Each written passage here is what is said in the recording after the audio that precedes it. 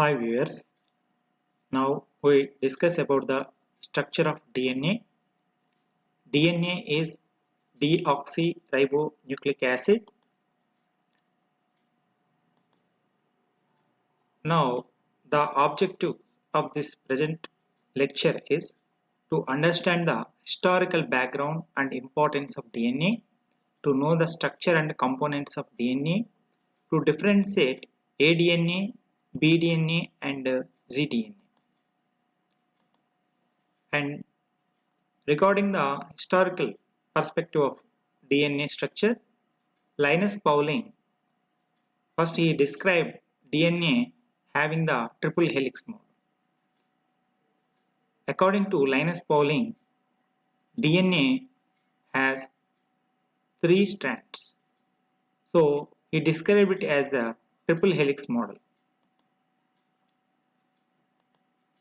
And later, ERWIN CHARGAFF, he proposed CHARGAFF rule. According to this rule, the amount of purines in DNA is equal to the total amount of pyrimidines.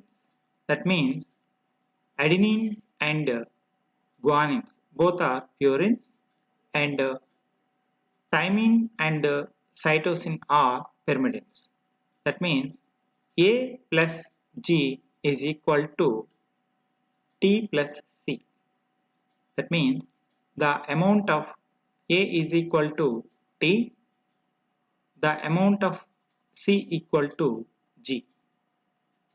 Total number of adenines equal to total number of thymines, total number of cytosines are equal to total number of guanine. So it is called ERWIN-Chargaff rule.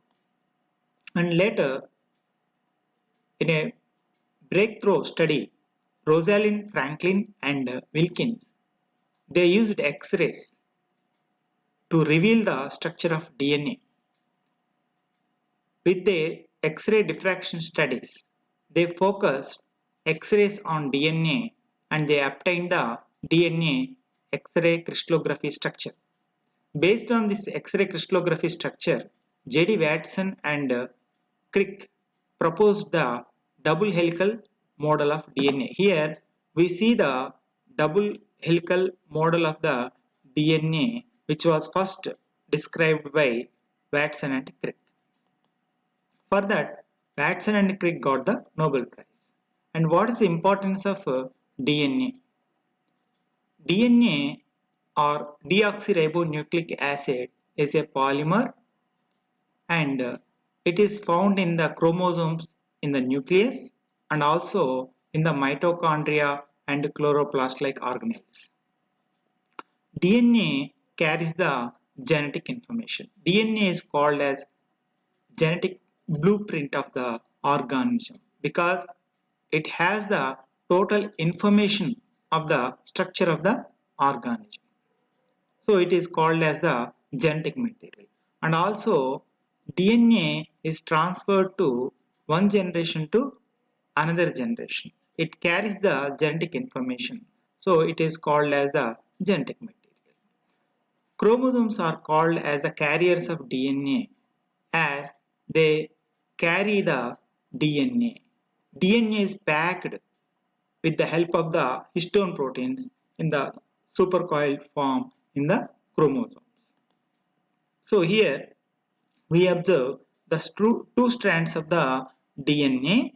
They are helically coiled, and later they are coiled around the histone proteins to form the nucleosomes, and later these nucleosomes also they are coiled to form a supercoiled structure, and finally chromomeres, and they are packed finally in the form of the chromosome.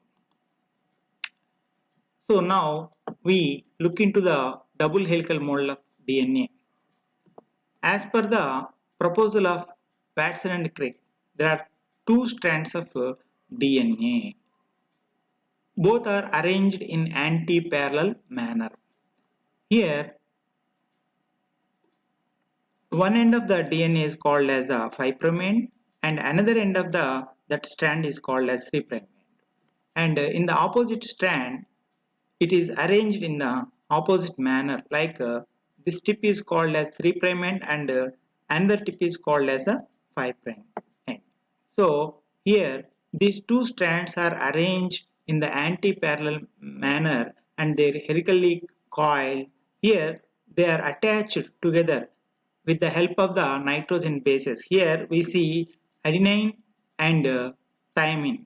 Both are attached together with the help of the hydrogen bonds. Here nitrogen bases they form the pairs. Here we observe the pairs of nitrogen bases. They are paired with the help of the hydrogen bonds. So this is one pair of nitrogen bases and this is another pair of nitrogen bases. They keep the two strands together. And here we see the two strands of helically coiled DNA, and here we also see the deoxyribose sugars. Here we see the ball and stick model of DNA. This is major groove and this is the minor groove. And DNA composition. DNA is a nucleic acid polymer and the monomers of the DNA are called as nucleotides. In each nucleotide, we can observe nitrogen bases like purines and pyrimidines, and also there is a sugar compound that is called deoxyribose sugar. Here, ribose is a pentose sugar. It is a 5-carbon sugar, so it is called as pentose sugar, and since it lacks one oxygen, it is called as deoxyribose sugar. And nitrogen bases and sugar are called as nucleosides. In combination with phosphates, nucleoside and phosphate together called as nucleotide.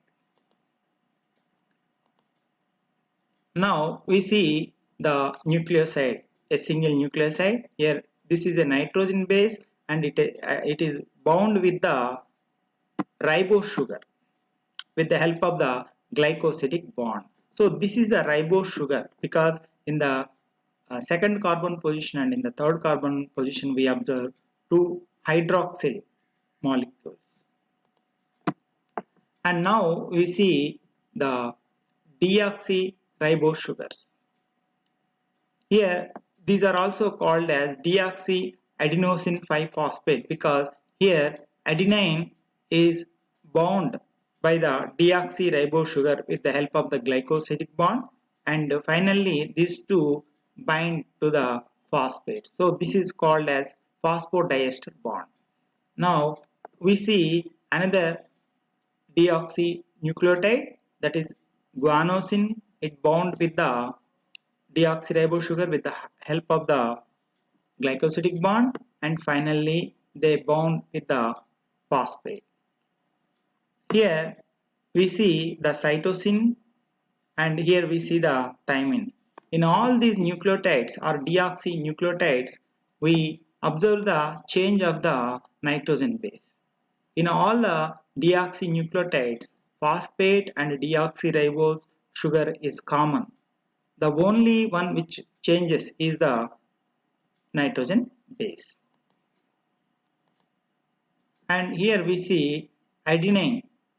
It forms the adenosine nucleoside and 2-deoxyadenosine, and guanine, it forms a guanosine nucleoside and 2-deoxyguanosine, and cytosine, it forms nucleoside cytidine and deoxynucleoside called deoxycytidine, and uracil forms uridine, and in DNA we don't find the uracil, and thymine, it is not found in RNA and it is found in DNA in the form of 2-deoxythymidine.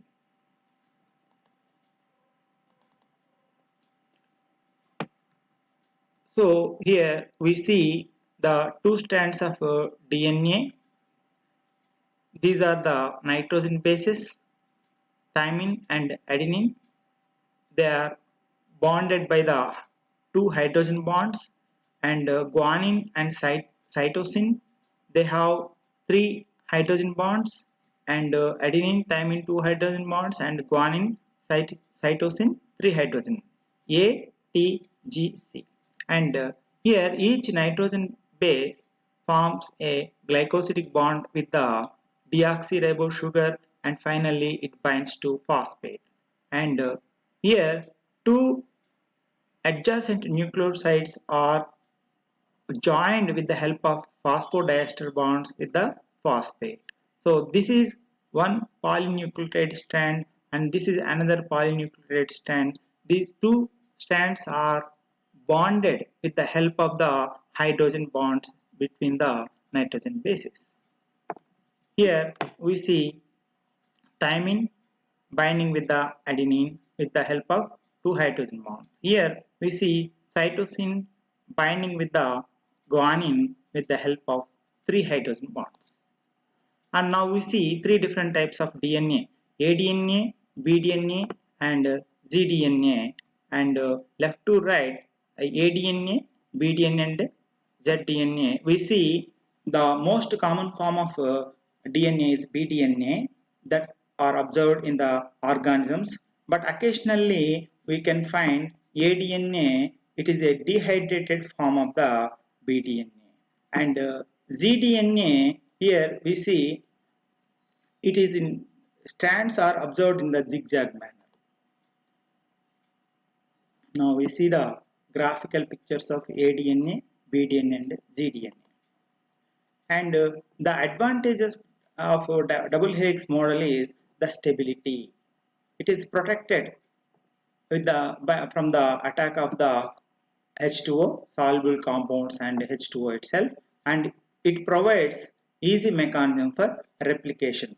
The two strands which are helically coiled can be easily separated by this model.